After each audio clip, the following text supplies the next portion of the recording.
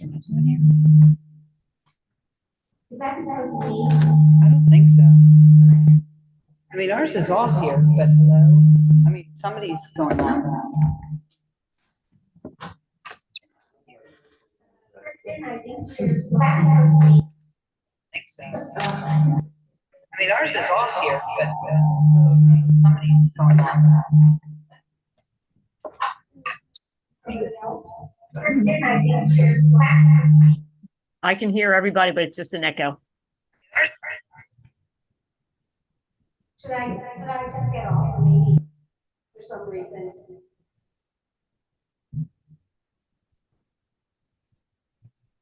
I can just watch them up in the front. How about if I? Did you turn off yours? Was it? I'm sorry, I had hit live. This one right here. Okay, we have a green light. No. It's picking up the Zoom. I think it's that. I And think I we're just got off. Zoom as well.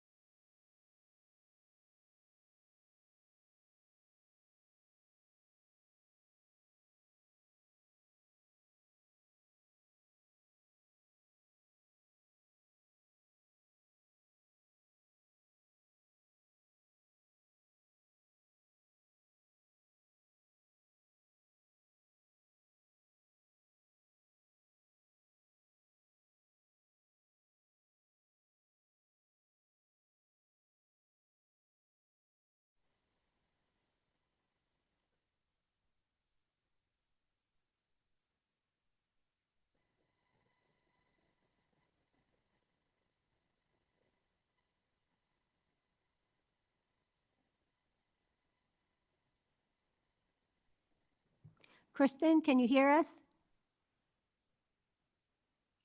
Yes? Yes, I can hear you. Oh, there you go. Yep. Okay, great. Thank you. Mhm. So are we good? I hope Sharon knows to go right back into the meeting, relaunch the meeting, because we all got booted out. Would you like, do you have her phone number? Yeah, Can you I'll send text her a quick, yeah, I'll send her a quick email. Okay, thank you. Mhm. Okay, start.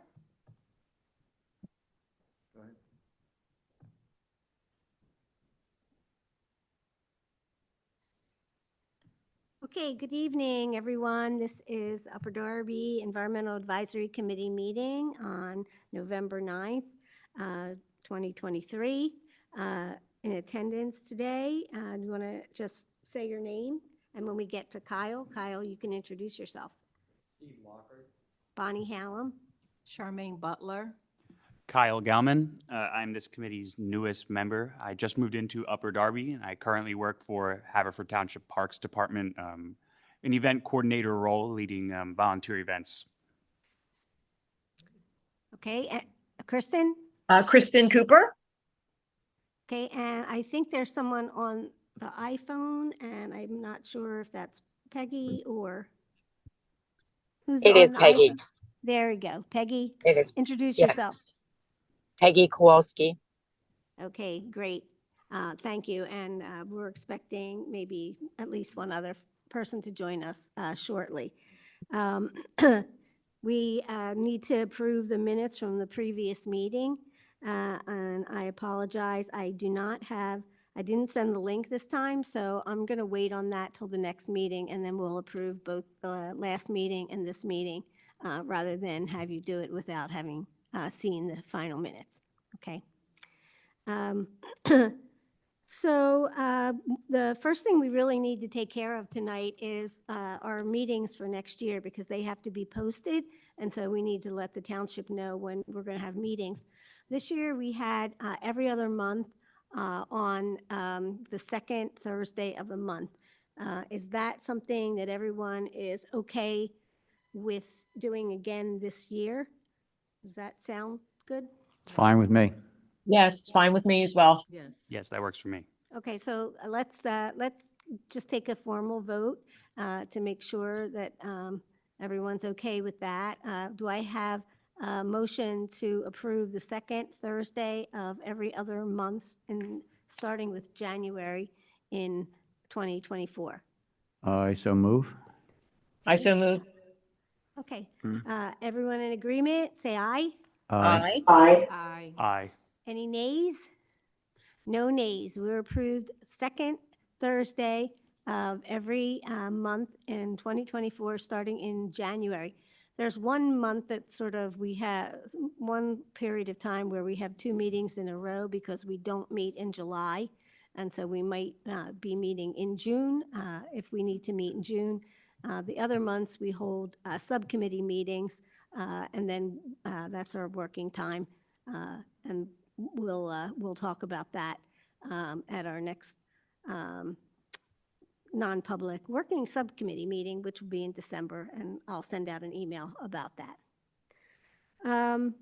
So we have a plastic pollution reduction project, and I'm taking the terminology from a number of us went to the We Conserve conference where a lot of EAC folks and other people in the conservation area attended to learn about different things.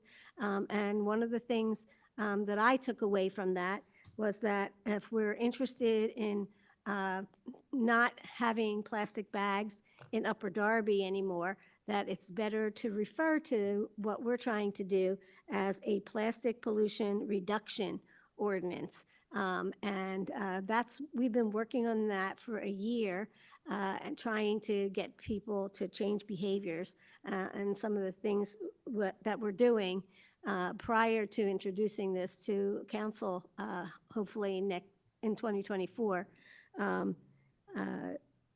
One of the things that we're doing, and I'm going to let Stephen talk about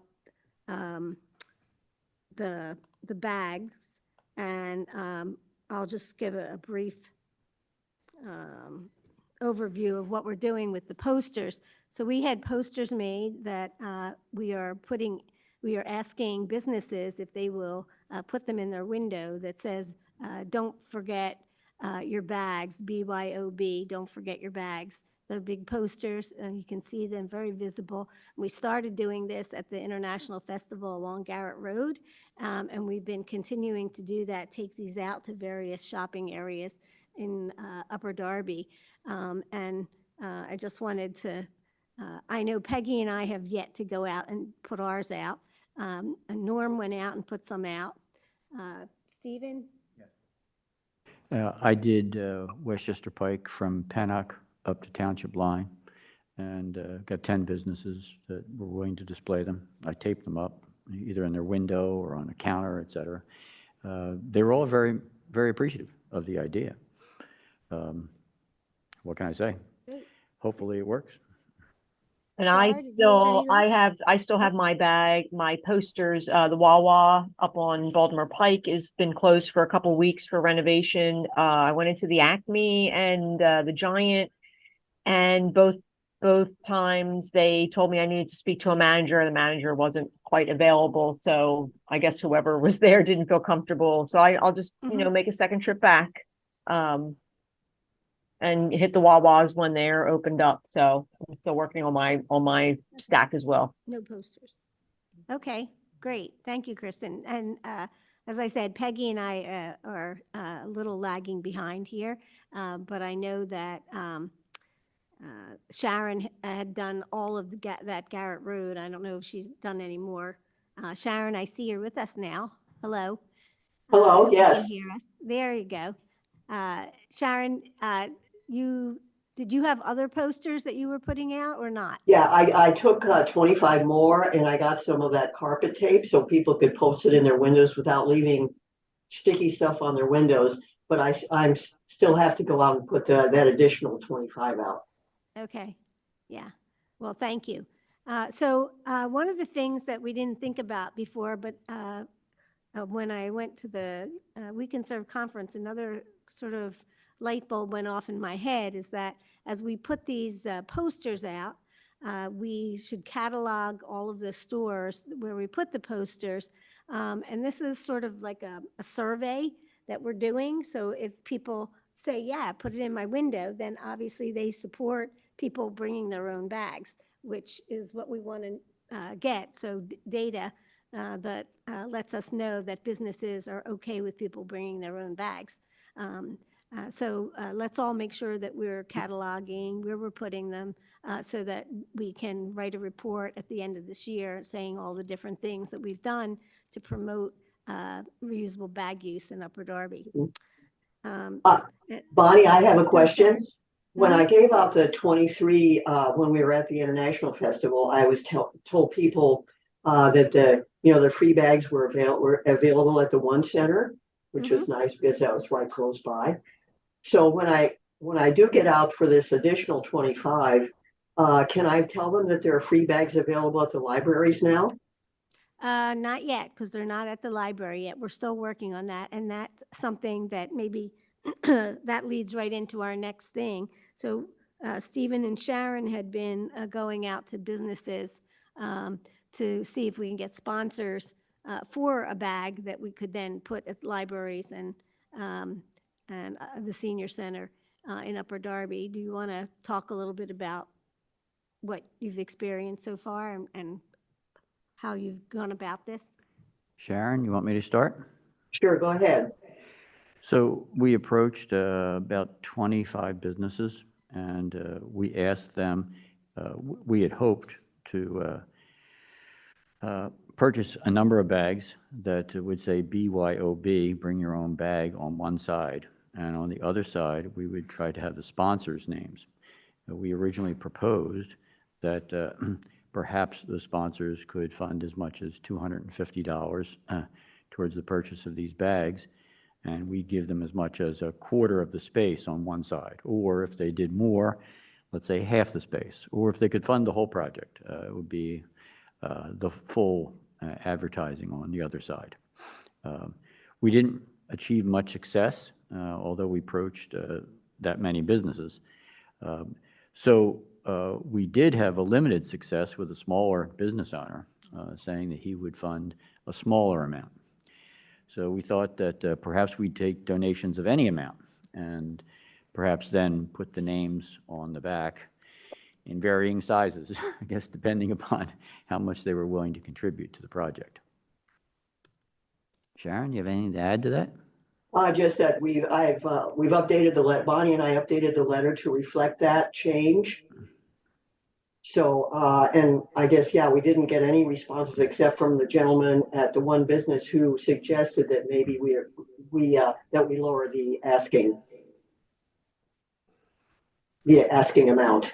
So we thought that was probably a good idea to try that. And I think if it's an individual franchisee, that's probably a smart way to go. Yeah. They can't afford the larger amounts. We were originally hoping that the parent companies could fund this, and we haven't had any response. But we do have I compiled a list way back when we started, so we have a lot more businesses that we can try. Okay, that sounds like good approach. The other thing that you might want to think about, I remember that a while ago, the Westchester Pike Business Association actually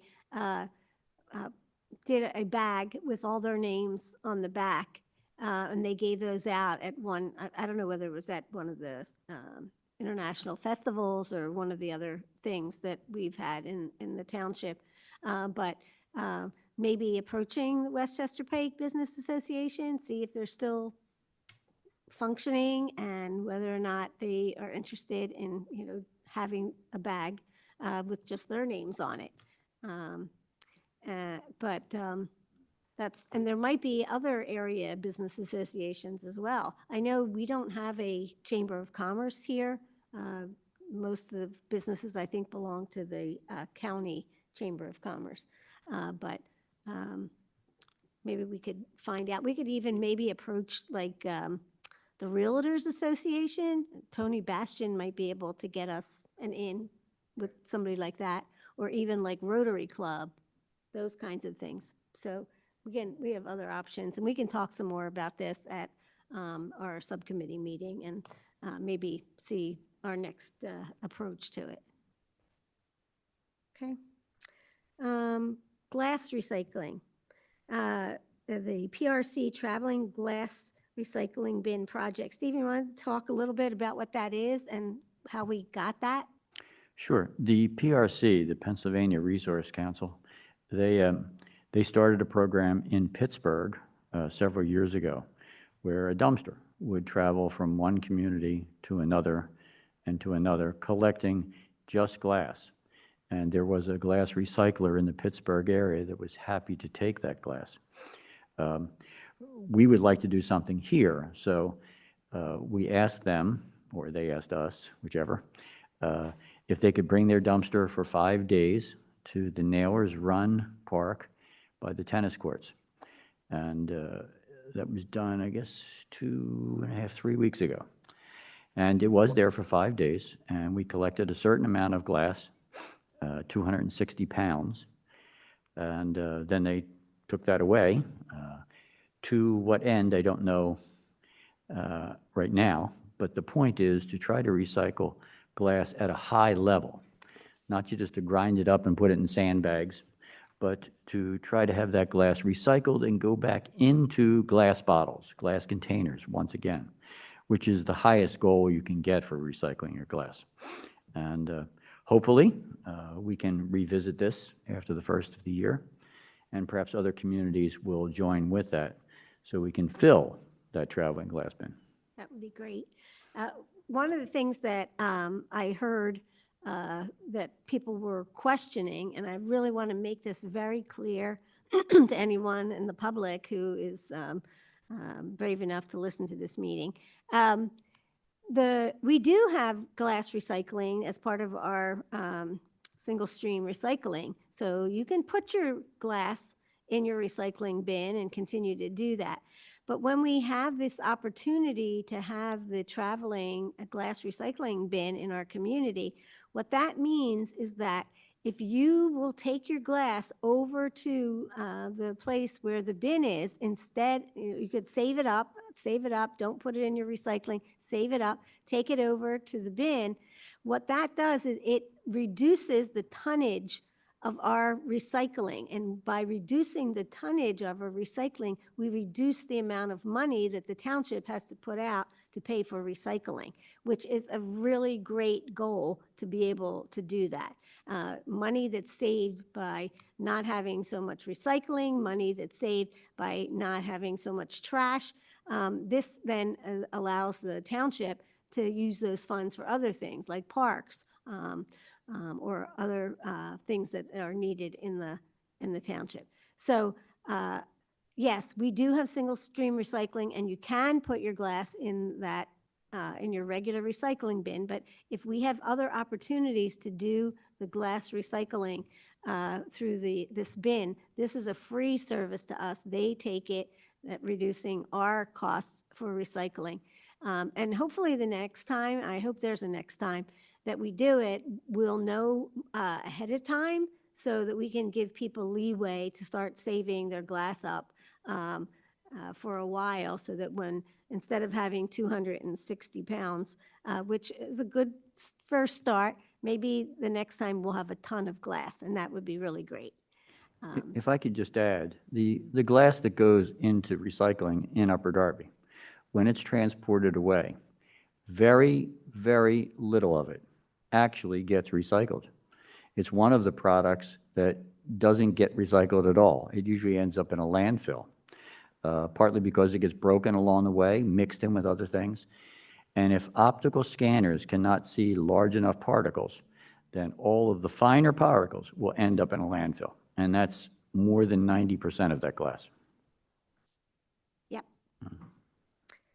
Okay, so that's great. We're going to have a quick report out from the folks who went to the We Can Serve conference. And I just found out tonight that our newest member, Kyle, was also there. We didn't know him then, but he might have some things to share with us as well. Shar, you want to tell us about what you took away from that conference? Yes, it was actually a very informative conference. I learned a lot. I wish I could share the photos, the pictures from one of the project when children had made like posters of, I think there was like birds and stuff like that. I wish I could show you that, but I can't. But I wanted to talk about what I did learn that I thought was important to share with the community since we're trying to go more renewable and go greener. And I wanted to talk about the community choice aggregation. And what that is an organization that enables local communities to choose clean energy for their towns to significantly decrease GHG emissions. The CCA enables local government to choose electricity providers for their residents and businesses, while allowing those who wish to use another option to do so. So far, CCA exists in New York, New Jersey, Maryland, and Virginia, just to name a few states. According to the Pennsylvania Borough Code states that boroughs have the right to purchase power for their constituents. So I just also wanted to point out the advantages of having this organization. This organization also is part of the solar panel. So just to give you an idea of what I'm talking about. So some of the advantages are, one is to significantly change the electricity market. Towns can use green energy supplies, bringing a significant transformation. Consumer ease is like ease and protection. Like some people who is not aware of this, I know it could be overbearing, but with CCA, they help you, they walk you through the process. And just to let you know that the Delaware County is part of this as well. And we have solar panels on this building. And there are like a couple municipalities that that's already implemented CCA, like Montgomery County, Swarthmore, Media, and even Lansdowne. And we also doing it as a whole in Delaware County. And I just wanted to share something that Delaware County had posted on October 20th this year. Delaware County is partnering with Bucks, Chester, and Montgomery counties to take a wholesale market approach to purchasing electricity for county operation. The partnership is a major step towards reducing greenhouse gas emission and lowering electricity costs for the county operation. So like I said, it was so much that we learned, but I thought that was important to share. So thanks. Great. Thank you. Shar, yeah, that's something that the municipality can do. So we're going to talk to the administration to see if it's something they might be interested in. And then there's a gentleman that we talked with there, Dennis Rowan. He's from Lansdowne.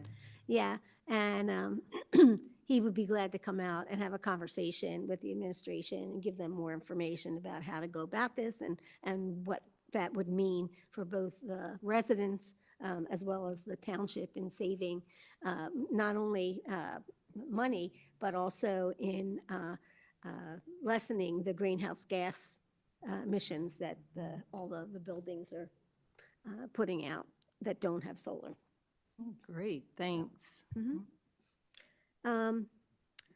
So one of the things that I came away from there is that a number of the other EACs talked about having a liaison person who from the EAC sitting on the Planning Commission in their township or borough municipality.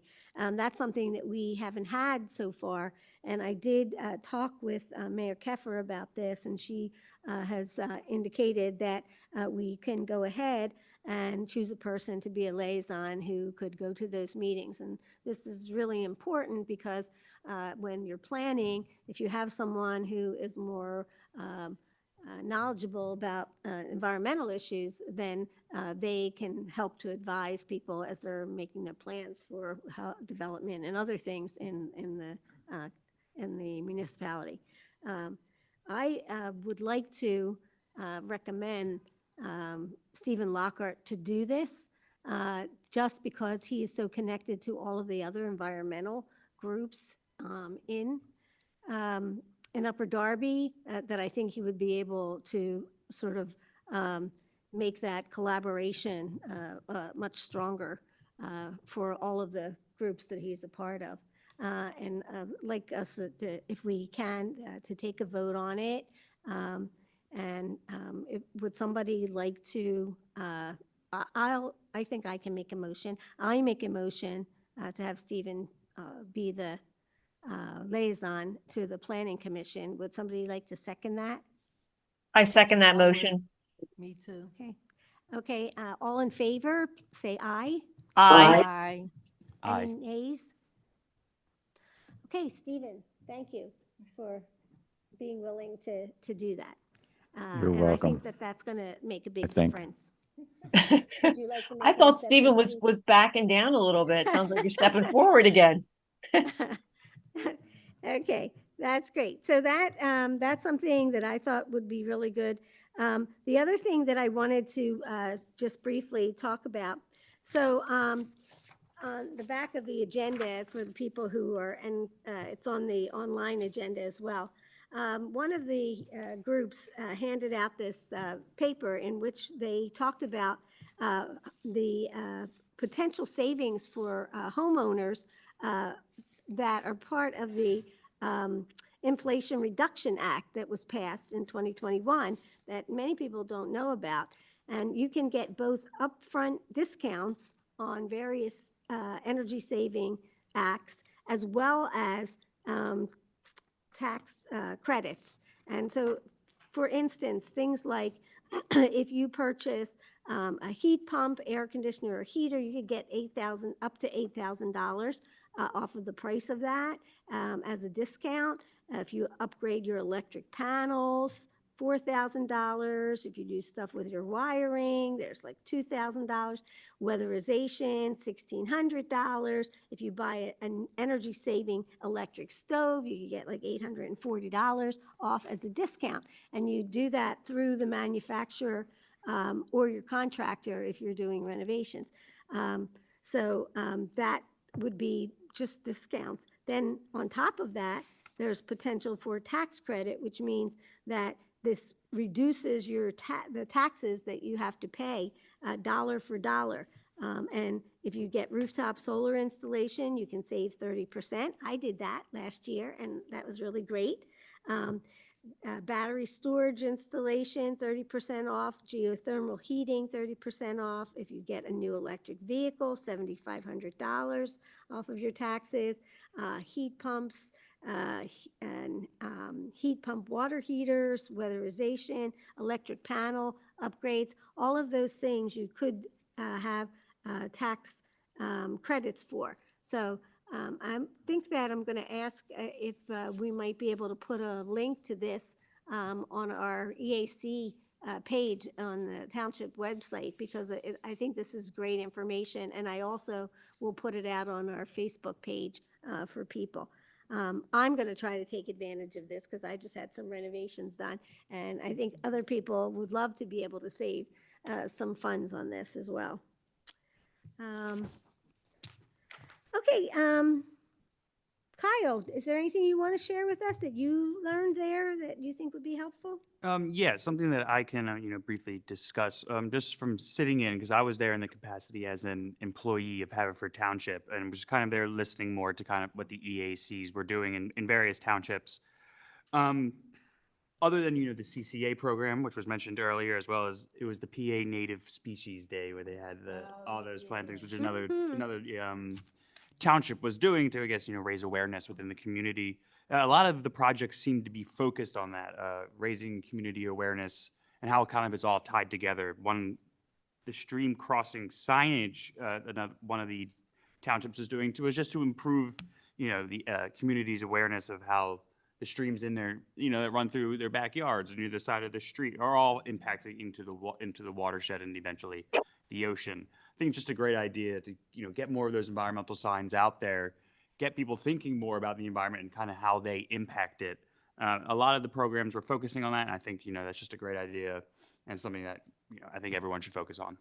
Yeah, that's really great. And I think they also had some funding to put in some native species, plants and stuff like that, that if you applied. So that's definitely something that we can look into as we're trying to put in more pollinator gardens in Upper Darby. And the last thing that I wanted to actually share with everyone is this little tiny brochure. It's really tiny. It's called Building Bird Habitat, One Plant at a Time. And it names about 12 different or 14 different trees and shrubs and herbaceous plants that you can put in that will help bring various wildlife and birds to the area. And one of the things, I had talked to my son a couple weeks ago, and we were talking about how there's a lot more spiders around, and I have a daughter who's arachnophobic, and that is not good, that there's so many spiders around. And I'm thinking, yeah, well, because of, more rain, more heat, stuff like that, it's going to be more tropical, we're going to get more insects like that. And he said, well, one of the big reasons that there are more spiders is because there are less birds. And if we can bring more birds back, then they will eat those spiders. So that's, I think that's great. This is from a place called Birdtown. It's an organization called Birdtown, PA. And people should go look it up, birdtownpa.org. And it's a great little brochure and tells you what species of trees, like oak trees. It says the best thing you can do for birds is to plant oak trees. Cherry trees, pine trees, serviceberry. And we have a lot of these things in the Hunt Tree Nursery that can go out to residents. So if there are residents who are interested in making their yards more bird friendly, we're happy to share some of our seedlings with you. Anything else on that? Okay, so we have tonight a very special guest. One of our residents, Rosanna Saracini, took a course from a place up in Vermont, I think. Is it in Vermont? In Vermont. And Rosanna is going to talk to us a little bit tonight about beyond plastics. So beyond using less plastic bags, there's got to be a whole lot more out there that we need to know. So Rosanna's going to share with us some of the stuff that she learned. And this is a feature that we are trying to implement at each of our EAC meetings, to have a resident share with residents other information that they've learned that will make our environment in Upper Darby cleaner, greener, healthier, more sustainable. Rosanna. Okay, thank you. Thank you for having me. My name is Rosanna Saracini. Start by telling you a little bit about myself. My husband and I have lived in Upper Darby Township for 39 years. Our two sons were educated in the Upper Darby schools from elementary grades through high school. We love this vibrant community. I am also a recently retired nurse. I have long been interested in environmental issues, but found it difficult to devote any significant time working on these issues with the responsibilities of caring for my family, my parents, and working. In the past year, I have been able to get more involved with environmental conservation efforts and in educating myself about the causes and impact of climate change. So I come to you not as an expert, but as a concerned citizen, as you all are, but probably with a lot less experience and knowledge than most of you. But I know this is being live streamed, so maybe my story can be an encouragement and a catalyst for others hoping to learn and work together on how to make Upper Darby Township a healthier environmental community, as well as our state, country, and the earth. At the beginning of 2023, my husband and I were part of a 5-week challenge with a small group of people to reduce the amount of plastic in our lives. For 1 week, we collected all the plastic we used and sorted them in 7 boxes in our basement, each box labeled with a resin recycling number from 1 to 7. The purpose was to see where our household used the most plastic and where we might be able to reduce our usage. This was a revelation to us. We used so much plastic. And what also was part of the revelation was that we had been dutifully recycling our plastic every week without giving it much thought. We lived our lives with a blindness to our consumer habits and the process of recycling. And we operated under a vague reassurance of, well, it's being recycled. We decided to make some immediate changes. We became religious about taking reusable bags to the grocery store. We started to make our own yogurt and our own bread. We ate a lot less takeout food and made sure we carried our own reusable water bottles. We started to bring our own containers to restaurants for leftover meals. We bought laundry detergent and dishwasher detergents in boxes, not plastic. I found shampoo bars in non-plastic packaging and bought eggs in paper containers, got toilet paper made of bamboo and wrapped in paper, and peanut butter in glass jars. Through Bonnie, I even started to compost. I share all this not to pat ourselves on the back or to make anyone feel guilty, but only that we started to look at our consumer habits in a conscious way, and we now had the time and the energy it took to think about and research making these changes. I quickly became discouraged after instituting these changes, knowing how difficult it is for most of us to focus on these issues with the frantic nature of most people's lives. And while it felt good on a personal level to make these changes, the problem is really too massive for one individual to make a change on a societal level. So recently, I completed a 7-week online course through Bennington College called On Plastics. It was taught by Judith Enck. She was a regional director for the EPA under Barack Obama and the founder of an organization called Beyond Plastics. Well, I learned the problem with plastics is even more massive than I realized and more tied with climate change than I ever knew. But I began to have hope again that together with other people, real systemic change can be made. I learned that even though single-stream recycling accepts most plastics, the majority of plastic still ends up in landfills, waterways, or incinerators, each of which have negative health implications for humans, animals, and nature. Number 1 and number 2 plastics are the most easily recycled, but even those are recycled at just 30%. And then it is usually downcycled, meaning it becomes something with less recyclability, and then that product ends up in the environment, landfills, or incinerators. More than 40% of plastic is used just once and tossed. The working life of a plastic bag is 15 minutes. 9 million tons of single-use plastics ends up in the oceans every year. By 2025, for every 3.5 pounds of fish in the ocean, there will be 1 pound of plastics. By 2050, it will be 1 pound to 1 pound. Less than 1/5 of all plastic bags globally gets recycled. In the US, it's even worse, it's just 10%. Total recycling of plastic in the United States is less than that. It's only between 5% and 6%. Half of all the plastic ever made has been made in the last 15 years. And the market today for plastics, for packaging materials, is increasing with dizzying speed. So I learned about how plastic is made. I learned that it's made from coal and oil and natural glass, and chemicals are often added to increase flexibility, durability. But the problem is that different resins and chemicals cannot be recycled together. There are 10,500 different chemicals that can go into making plastic products. 1/4 of them are of serious concern for their impact on our health.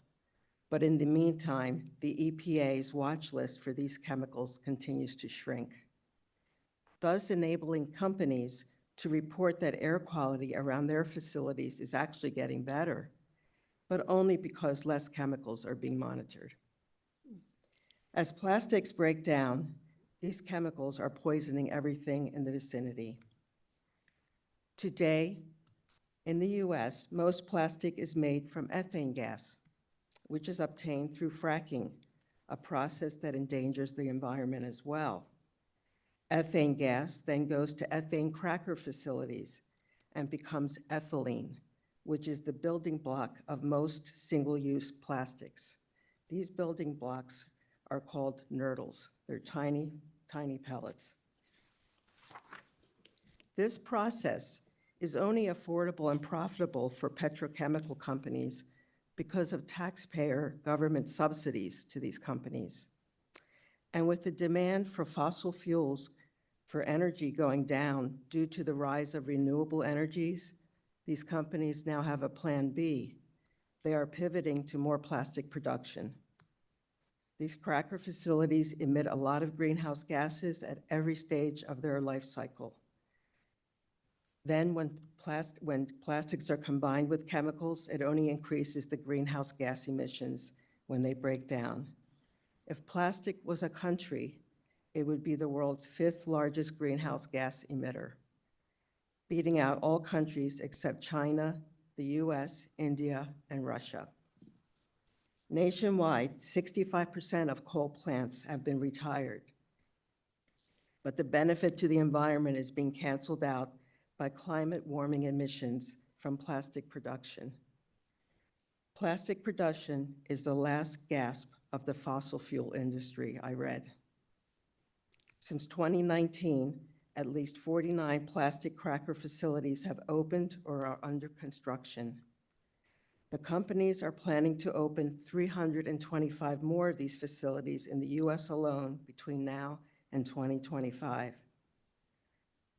Plastic pollution disproportionately harms people of color and low-income communities in our country and around the world, because that's where most of these facilities, landfills, and incinerators are located. The 85-mile stretch of the Mississippi River between New Orleans and Baton Rouge is lined with 150 petrochemical facilities and is often called Cancer Alley. There are plans for a new petrochemical corridor along the Ohio River Valley through West Virginia, Ohio, and Pennsylvania. So let's take a quick look at what happens when plastic breaks down. Sunlight, waves, and bacteria break plastic down into microplastics, which are the size of a grain of salt, which are then ingested by animals and by us. Scientists have found plastics in tiny sea creatures living in the Pacific Ocean trenches nearly 7 miles deep. Scientists have also found 2 times the amount of microplastics in bottled water rather than tap water. Microplastics have been found in placentas, amniotic fluid, our hearts, our lungs, our liver, our blood, our feces, our guts, and in breast milk. It is now being estimated that each of us are ingesting about a credit card size of plastic weekly through food, water, and air. There are no studies so far on the long-term effects of this. Microplastics then get further broken down into nanoplastics, which are not visible, but these can easily cross the blood-brain barrier. I learned that our society has only been focused on recycling, but we really need to understand the whole process of how plastic is made, how the companies get the materials to produce plastic, how it is produced, how we use it, the waste products of plastics, from the beginning to the end of their useful lives. Up until 2018, the US and Europe sent most of its plastic waste to China through waste brokers. China refused to accept any more in 2018. Now whatever doesn't go into landfills or is incinerated gets shipped to Indonesia, Africa, Vietnam, and Thailand, which is overtaking their waterways and beaches. In 2020, the US shipped 1.4 billion pounds of plastic trash to these countries, which lack the infrastructure to handle our trash. One of the most sobering documentaries I have ever seen is called The Story of Plastic, which documents what is happening to these countries and how we are contributing to it. Clearly, we cannot recycle our way out of this mess. There is no way to reduce plastic without drastically reducing plastic production. So how can we respond? Definitely plastic bans at the local level, laws at the state and national levels, and global treaties. Extended producer responsibility laws, which make the petrochemical companies responsible for the whole life cycle of the plastic products. In the 1970s, petrochemical companies convinced local governments to bear the cost of recycling. And the cost to local governments is staggering with the amount of plastic packaging that is now being generated. These laws would have the companies pay for the true cost of plastics in our world. If the companies had to pay for recycling, we would certainly see changes in package design. So what can we do on the local level? We can make a big impact by starting with what Beyond Plastics calls the plastic trifecta, banning plastic bags, straws, and polystyrene or styrofoam. My hope is that our township will pursue tackling this issue with this low-hanging fruit of single-use plastics by initiating a single-use plastic ban in our township. We can also look at this trifecta in our own lives, in civic organizations, in faith groups, in city and township councils. Beyond Plastics and Penn Environment are two groups that have model ban ordinances that can help communities to formulate their own ordinances on how to ban single-use plastics. And finally, what are things that we can do in our community until effective ordinances are passed? We can help local dry cleaners reduce plastic. We can campaign to swap plastic bottles in our local vending machines for aluminum cans. We can ask stores to voluntarily drop single-use plastics, petition stores to stop PVC cards, gift cards. We can ask food delivery apps to hold the plastic.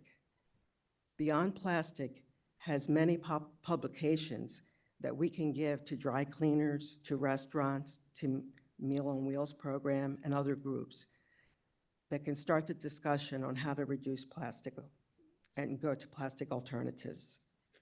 Finally, I think it would be great if we could hold community screenings of the documentary, The Story of Plastics, which will really help our community understand the whole picture of this problem and why we need to work together to solve this.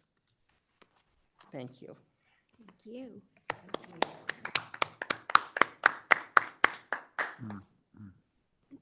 Thank you so much, Rosanna. That was very informative, and I love the idea of a community screening of the documentary. I think that would be a great idea, and we'll think about some of the other things that you talked about as well. So thank you, really appreciated that. Thank you. All right, let's try to move on. We started a little late tonight, and I do want to get people out of here. I don't know if Sharon is still on. I'm still on. Okay, Sharon, you want to briefly talk to us about what's happening at Eastwick? And I know it's about the levy and how that impacts Upper Darby as well. Right, I'll try to keep it to about 30 seconds. How's that? Okay. So Eastwick recently got a FEMA grant, which was denied before. And that's why they're, one of the reasons they're in such a terrible fix regarding their property with cancer and COPD and asthma, et cetera. So anyway, I've been to a couple of meetings where those of us from the surrounding area in Philadelphia, in this project with Drexel and Penn and so forth, have been asked to attend some meetings and provide our comments. So I provided a few, and these are just an example of the questions and comments I've made. So I read the report that was put. This is with we've met with the Office of Sustainability from Philly and the U.S. Army Corps of Engineers, and which has a levee project, which they did back in 2018. And I had read that before we started all our meetings. I read all the pros for projects and analyses and everything. And the US ACE had dumped that project as not feasible because building this levee would cause flooding above the levee and below the levee. So now they're bringing that back up as beneficial with this grant. Working with the Office of Sustainability. So I read the 147 page, they put out a report, and I read that before these meetings and found that they don't have any way it's going to take 10 years to get the levee in place, and they have no way yet of dealing with that flooding. It's also going to lose wetlands, which help mitigate flooding. They have no plan for that. And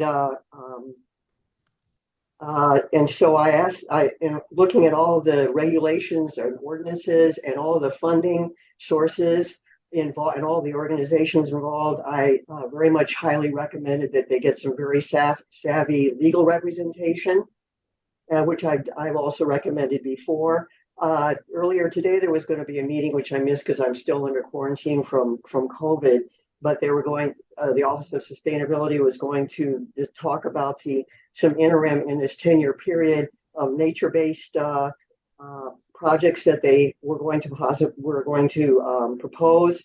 And one was non-nature-based, which was a temporary sort of smaller levee, temporary kind of thing that was supposed to block some of the water.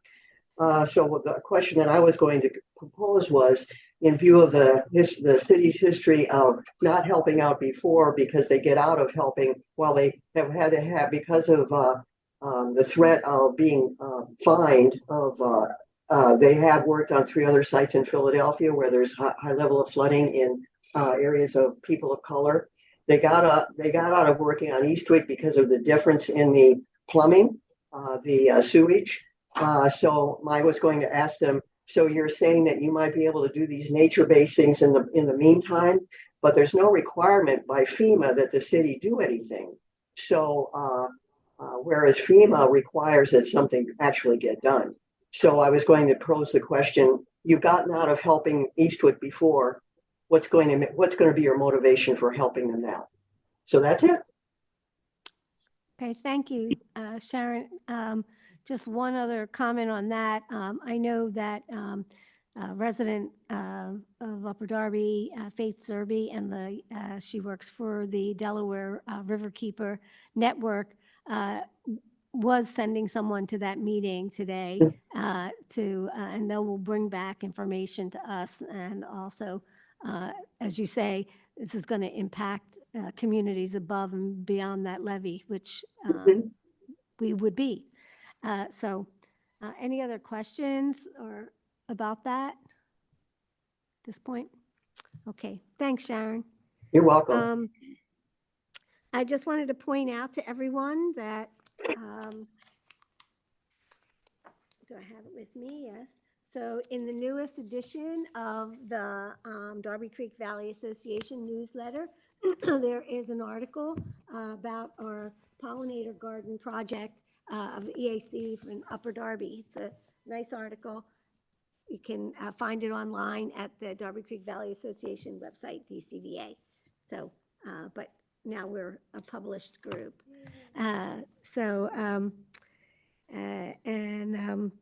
Upcoming events.